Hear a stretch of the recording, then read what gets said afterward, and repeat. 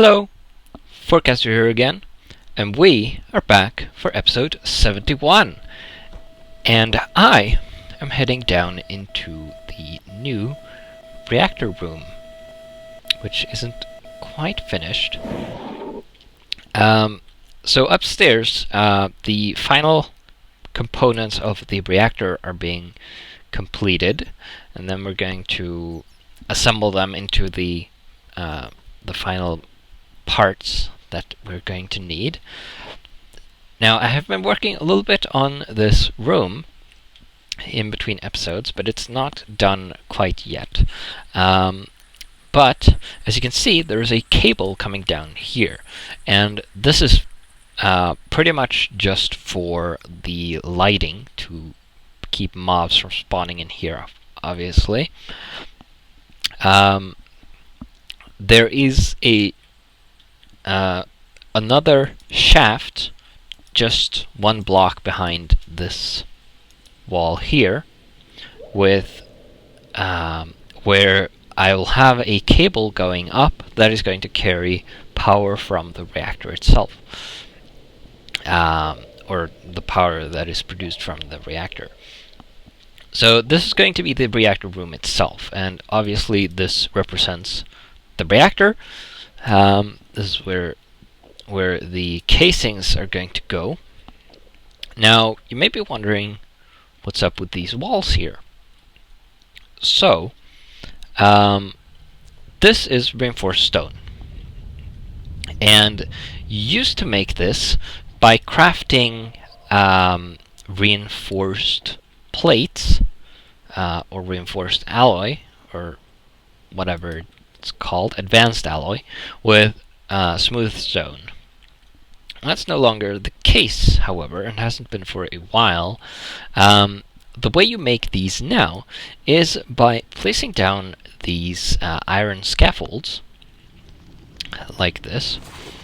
And I have a bunch more with me here. So I'm going to place these down like something like this. And you spray these with construction foam. And as you can see, I made this CF backpack, which pretty much works like the battery packs does for electric tools, but this refills the sprayer, of course. So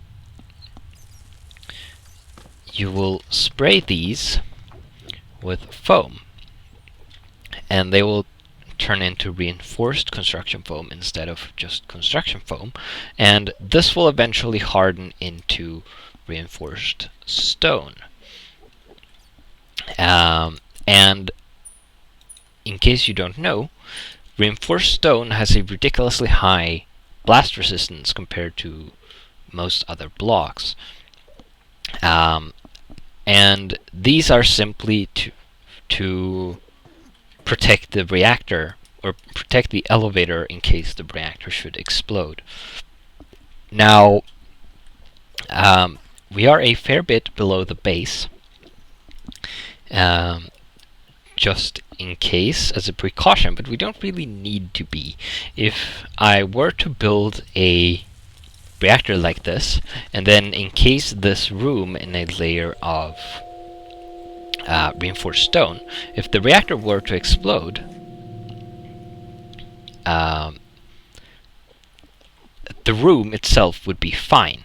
Anything inside the room would be completely annihilated, but the room itself would not be affected at all. So we're going to head up to the workshop and see if the components are done.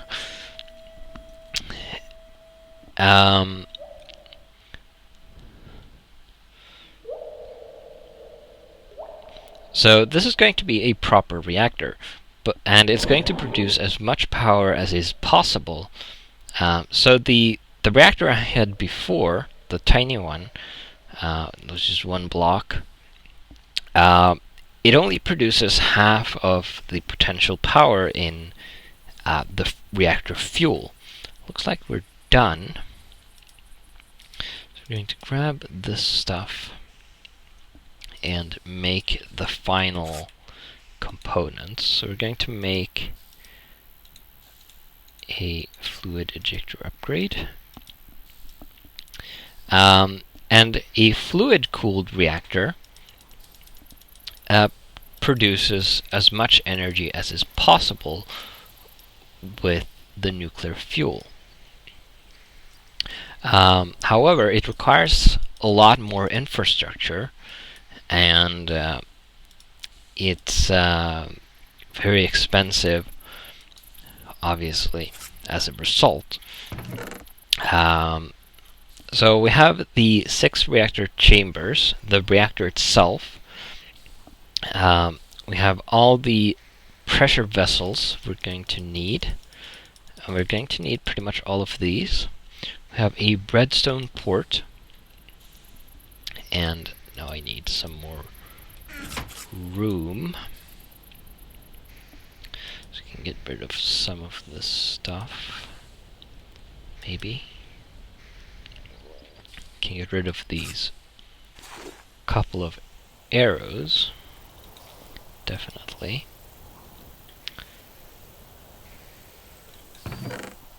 And then we can grab those, and we'll leave these for later. And I'm now greatly encumbered because these metal things are heavy. But we're going to get a lot more power out of the fuel as a result. So I have a separate video on fluid-cooled reactors from Industrial Craft 2, so I'm not going to go in too deep with explaining this. If you want to know, you can just watch that video instead. This is already partially hardened, which is nice. Now I'm going to replace these cobblestone blocks with not that block.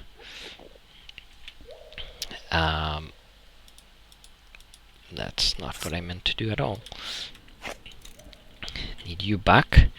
You can wrench the special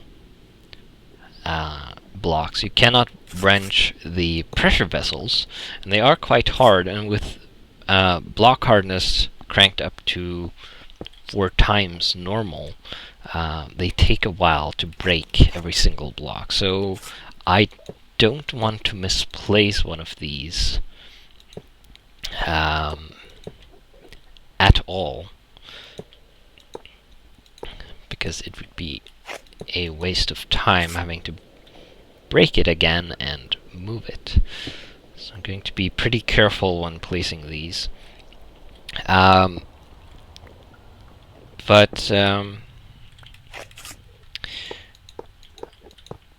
Once the reactor itself has been assembled, which is this thing, we're also going to need to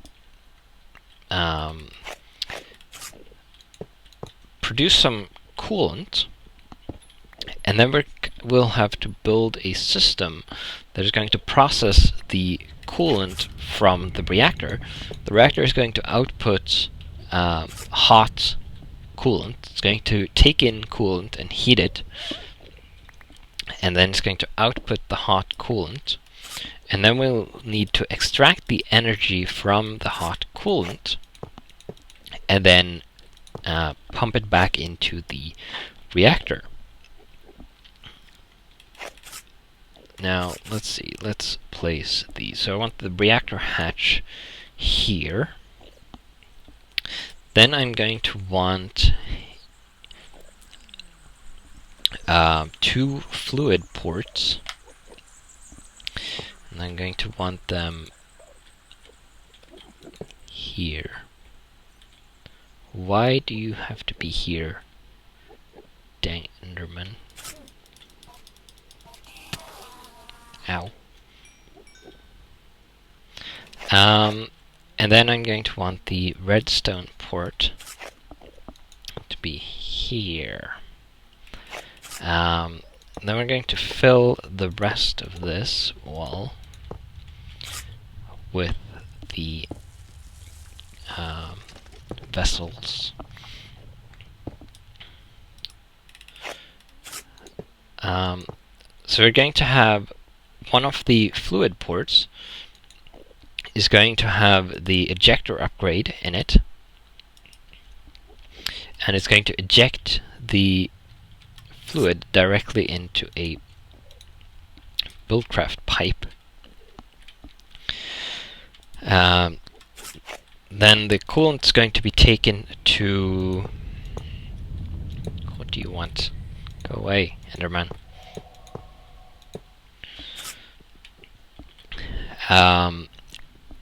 It's going to take the coolant to a heat exchanger, which is going to turn the hot coolant into heat and output cold coolant again, normal coolant. And that is obviously going to go back into the reactor. So we're going to have a closed system. So we're not going to need... You don't need to produce a lot of coolant. You just need to produce enough that the system is as full as you like, and then you can reuse the same coolant over and over. As far as I know, there is no loss in that system. Unless the pipes you're using have some sort of loss associated with them, which, as far as I'm aware, no fluid pipes have. So that's not going to be a problem.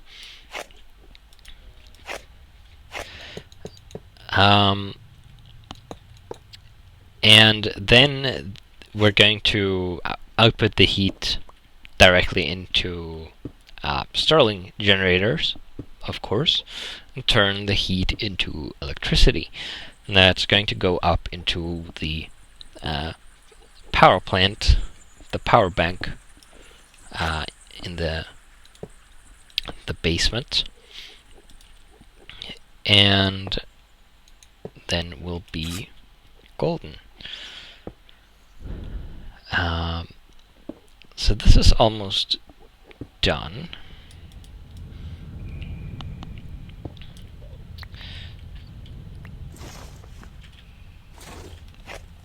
And I should have enough pieces. Pretty sure I counted correctly. Should be one left over afterwards even.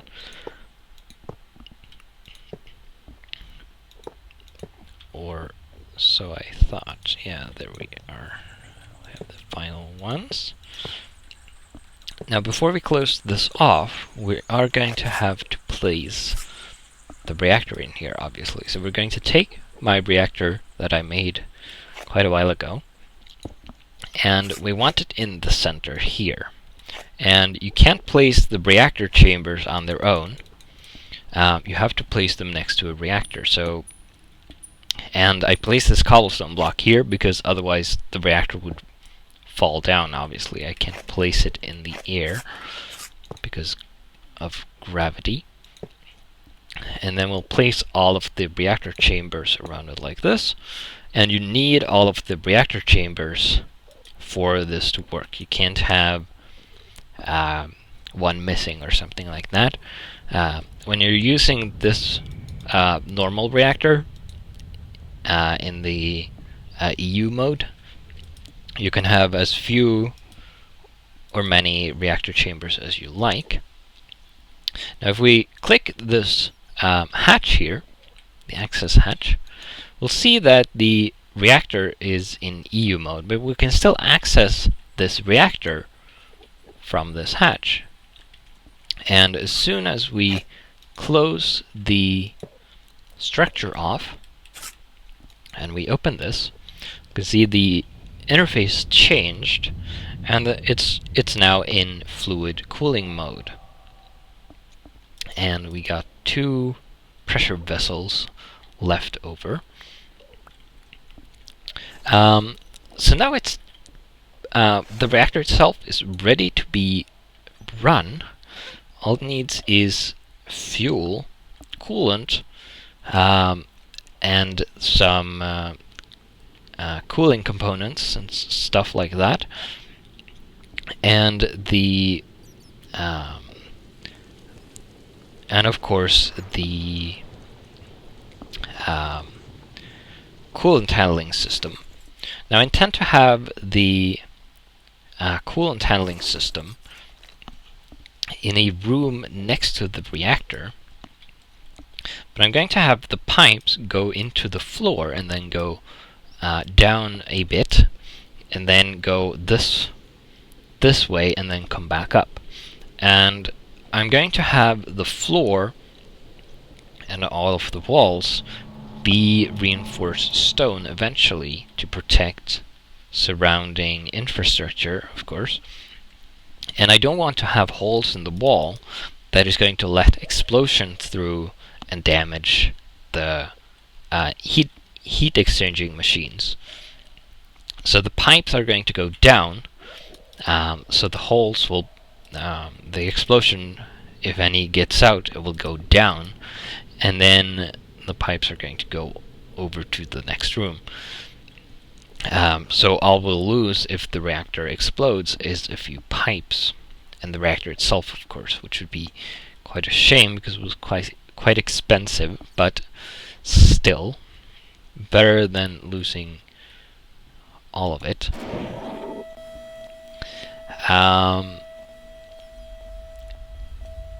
We're also going to need a few pipes, and I'm going to want to use colored pipes, just like I'm using for the boiler here. So I can have them next to each other, and I'm going to have red and blue pipes, of course, because why wouldn't I? You'll also notice I've set up a little backup system here again, and that is because as it is right now, my ore processing setup is running.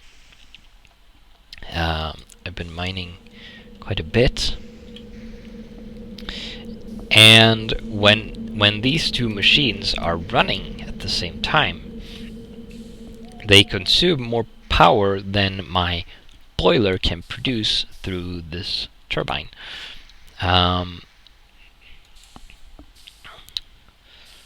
So I set this little backup generator up, and I set it so that when this CSU is not full, this will run.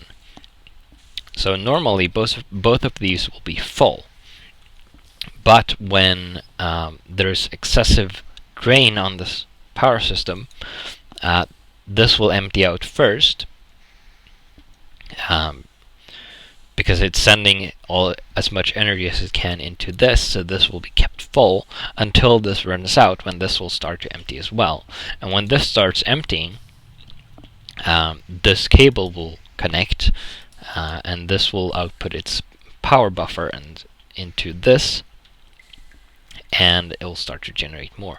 So when this is running, I'm producing more power than I'm using, which is good, so I don't need more of these. But I would like to use the reactor to do that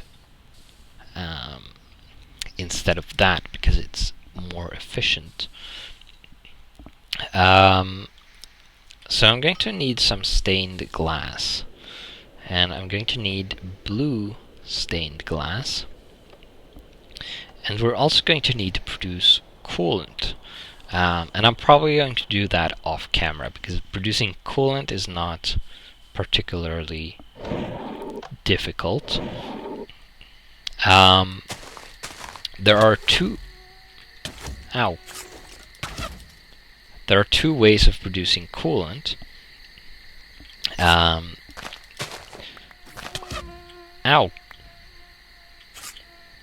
I hate skeletons. So much.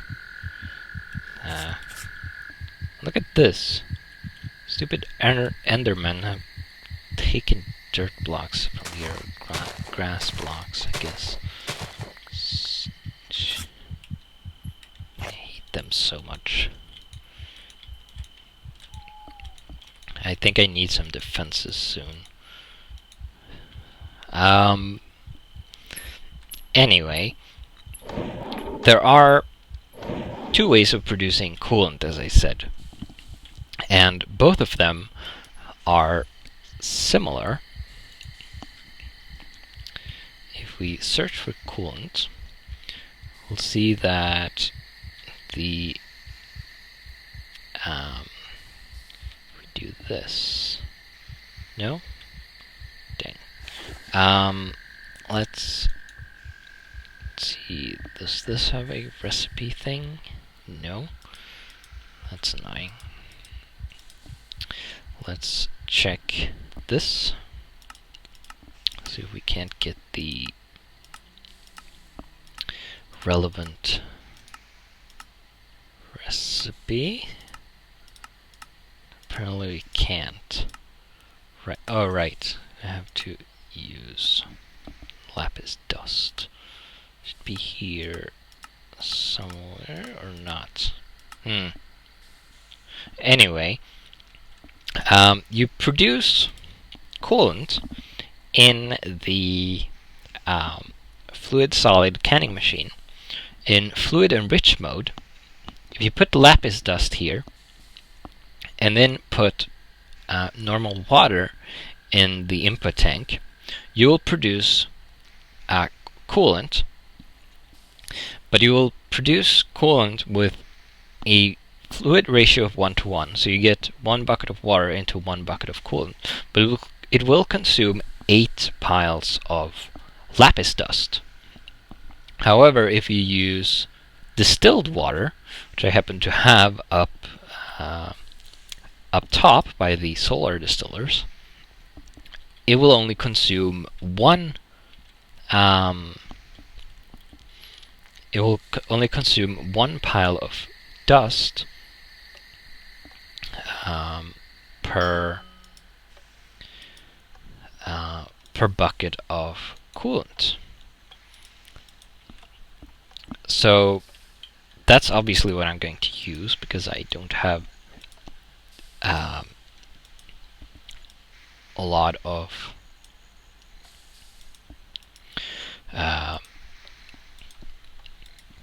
coolant or a lot of lapis,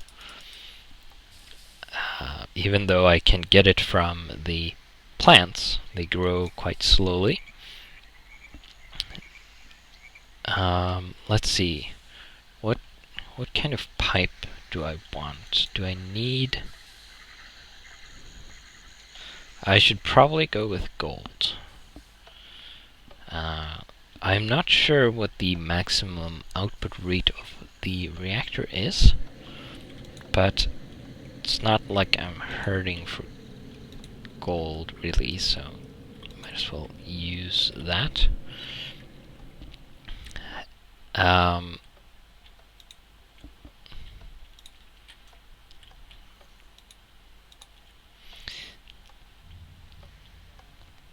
And for processing the coolant itself, all we need is we need a heat exchanger,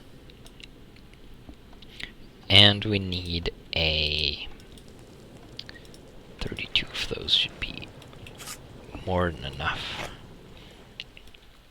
And we need a Stirling generator, and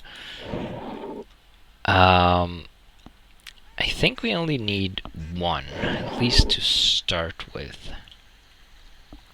Now you can of course, also, instead of using a Stirling generator and a heat exchanger, you can use a boiler. I think we only need 2 of those. And a turbine, and these are the Industrial Craft 2 ones, of course.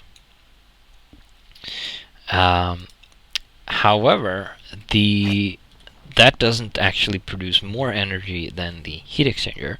To produce more energy, you need a high pressure system, and I'm not sure how well that works if you do not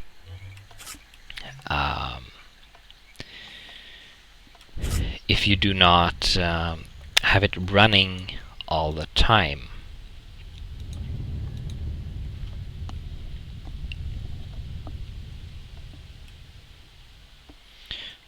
So I will use the heat exchanger system, at least to start with, and I might look into upgrading to the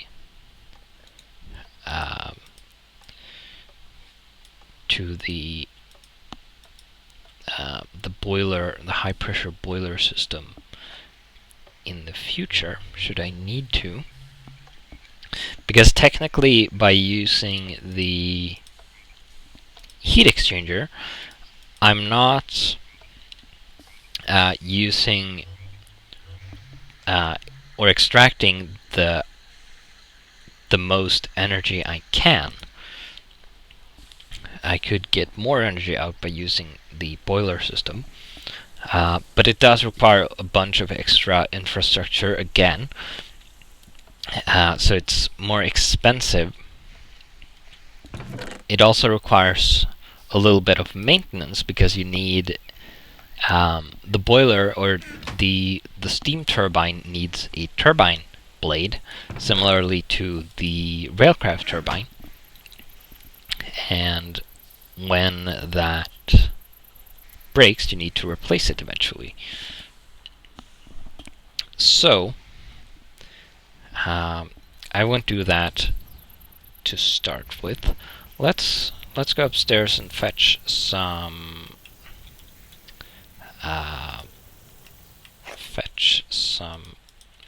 distilled water.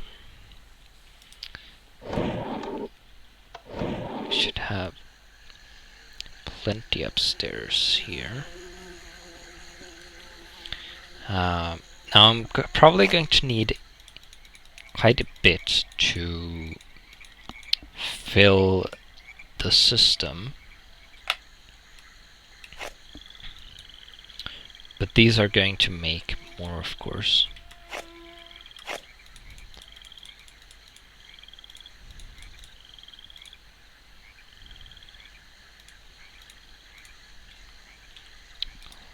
$32 should be plenty to start with, and I will probably produce more of this in between episodes.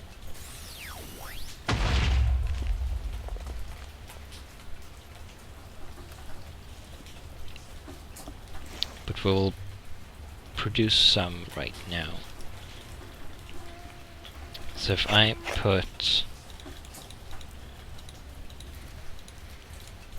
8 buckets of U in there, and then 8 piles of lapis dust, this is going to start producing coolant. And we get some coolant, and as you can see, it used 1 lapis dust. If I had used normal water, it would have used this entire stack just to get 1 bucket of coolant, which would not have been okay.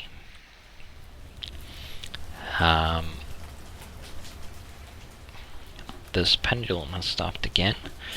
I have determined that the clock is still going, though. You can clearly see that the pointer is moving. It's also ticking. So that's most certainly a bug, but not a very important bug.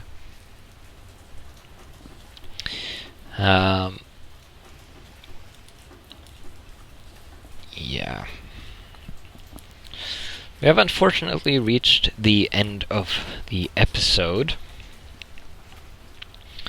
So I'm going to end it here. And before the next one, I'm going to collect, gather up the things I need for the